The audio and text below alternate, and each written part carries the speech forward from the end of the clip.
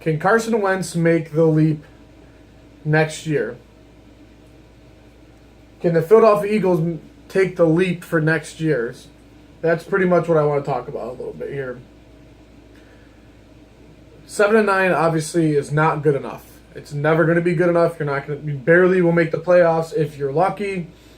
The whole point is that are we a playoff or are we a bust team this year? It all starts with our quarterback and Carson Wentz. Can Carson Wentz make that leap next year? Now, he had a lot of interceptions last year. Is that gonna change this year? Possibly. I think it will, because last year we had no receivers aside from Jordan Matthews, and Jordan Matthews was hurt a lot. So, and it's not that we didn't have the. I wouldn't say that we didn't have the receivers. It's just we had a lot of receivers that didn't, especially with a lot of those interceptions by Carson Wentz were 50-50 balls thrown up, or just players not going for the ball. Bryce Treggs, Paul Turner, Jordan Matthews, Nelson Aguilar, Dorial Green-Beckham, they just didn't go for the ball. I think it was the game against the Giants where I believe it was a crucial play where it was an over-the-middle throw to Jordan Matthews and he dropped the ball. It can't happen. So, and there was times where we were in the red zone and we chose to run the ball instead of throwing it because we had no receivers to catch the ball, or they were struggling. So, we have Alshon Jeffrey now. Alshon Jeffrey is he's gonna make those plays. He's not gonna not watch the ball go into the air and be like, I'm not really risking it. I don't really care. Alshon Jeffrey's gonna go after the ball tons of times this year. He's gonna be, like I said, he's gonna be one of the top 10 wide receivers this year in yards and touchdowns this year. I truly, truly believe it. I'm not really sure about Torrey Smith. I believe Torrey Smith is on the hot seat. There's so many other wide receivers that we have that can make that leap, especially Matt Collins, who I really, really like. And like I said, I'm completely disappointed that we let go of Dorial Green-Beckham. I know everybody hates him, but I had such high hopes for him. But that's neither here nor there. But we have better receivers this year. Even if we upgraded with just one in Alshon Jeffrey and Torrey Smith, that's a lot better than we had last year. The missed opportunities last year we had two crucial fumbles in 2 games last year. Wendell Smallwood fumbled against, I believe it was Dallas, and then he fumbled against Detroit. Those are 2 games that we controlled the whole time. And due to stupid mistakes, okay, if we had a good running back, if Ryan Matthews wasn't injured, or if he didn't digress from when we had DeMarco Murray, now that we have LeGarrette Blount, he's going to be the guy. I don't understand why everyone thinks that he's not going to be such a power back for us. He's going to be an absolute monster for us this year, and I love the fact that we signed him. And we do have Sproles, and we have Pumphrey, and Ryan Matthews is still there, but I don't think Ryan Matthews is going to be there by the time camp starts. Or he'll get cut after the 53-man roster is finalized. We definitely had it against Detroit. We definitely beat Dallas we could have beat Dallas last year, but the missed opportunities, and I'll get to that a little bit more, and it all stems down to the head coaching. Our defense obviously is a big mystery this year. Not cornerback wise. I mean, our defensive line is stacked, our defensive ends are stacked, and our linebackers, we have such good depth aside from the cornerback position. Like I said, from my previous video, I think that Jalen Mills and Rasul Douglas will be the starters with Patrick Robinson there, and when Sidney Jones eventually comes back, if he comes back. And then we have Malcolm Jenkins, and hopefully Ron Brooks is back because he had such a good start to the year before his injury. So if the problem is that even with guys like Timmy Jernigan, Chris Long, Vinny Curry, Brandon Graham, even with those guys, even with such a stud defensive front, if they can't get to the quarterback in 3 to 5 seconds, our corners are going to get torched.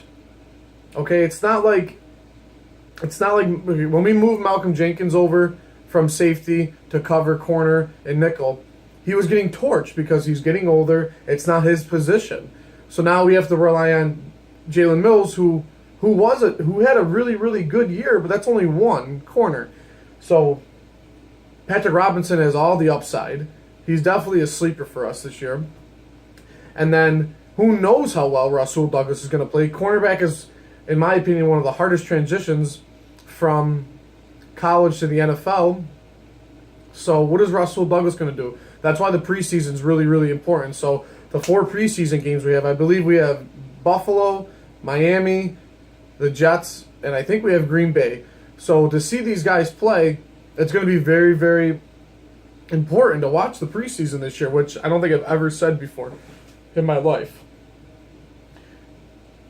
Doug Peterson needs to definitely be more aggressive than he was last year. I believe that we had 26, I think we went for it 26 or 25 times on 4th down last year, and 9 of them were passes, okay? And I believe 10 or 11 of them were 4th and 3 and shorter. So why are we throwing the ball on such short yardage? It's because we didn't have a running back at the time.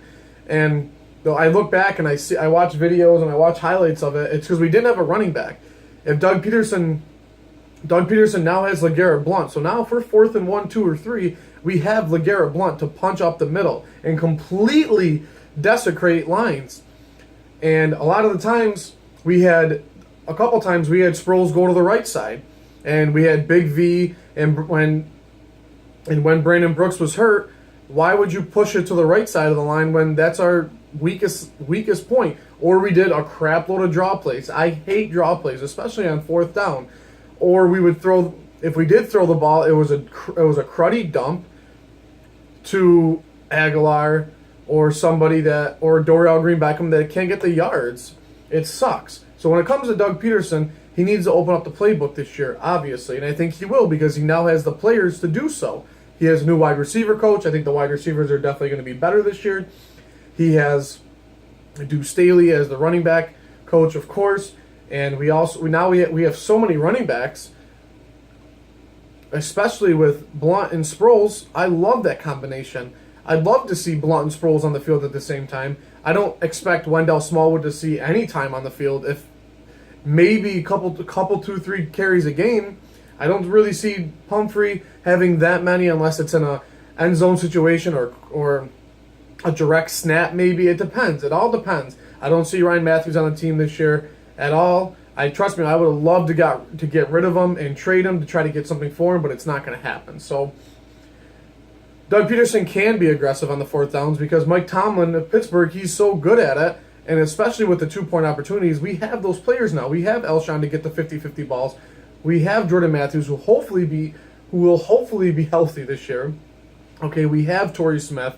We have Zach Ertz, who needs to play good all year.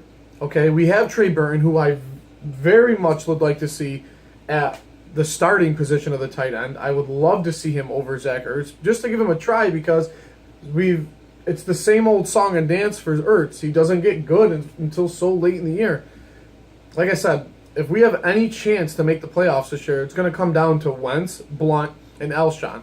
Our big 3, I guess you could say. And it comes down to the head coaching. Okay? Is it going to be a 3rd and 10 opportunity where you're just going to run the ball because you don't have any chances? Or is it going to be you're going to open up and be like, hey, Carson, go out and throw that ball. Do what you do best. Okay? I really, really like this team this year on paper. But, of course, we're in one of the hardest divisions in the NFC East. Nobody knows what's going to happen with Dallas. Nobody knows what's going to happen with the Giants. And nobody knows what's going to happen with the Redskins. And we have a very, very tough schedule this year. I mean, the first 3 games are tough. Away at Washington. Then we play Kansas City in Kansas City. And then we go to the Giants at home. It's going to be a very, very tough schedule. I mean, we're going to end up playing Seattle. We're going to play Green Bay.